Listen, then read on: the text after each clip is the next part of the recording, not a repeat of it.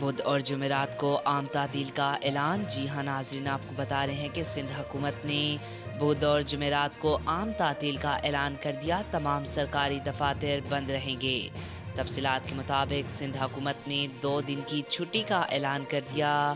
اس حوالے سے صوبائی حکومت کی جانب سے نوٹیفیکیشن بھی جاری کر دیا گیا ہے، جس میں کہا گیا ہے کہ 25 دسمبر بروز بدھ قائد اعظم محمد علی جناح کے یوم پیدائش کے موقع پر تمام سرکاری دفاتر میں عام تعطیل کا اعلان کیا گیا ہے، جبکہ مسیحی ملازمین کے لیے کرسمس کے سلسلے میں 26 دسمبر کو چھٹی کا اعلان کیا گیا ہے۔ بانی پاکستان کا یوم پیدائش ہر سال پوری قوم انتہائی جوش و خروش اور عقیدت کے ساتھ مناتی ہے۔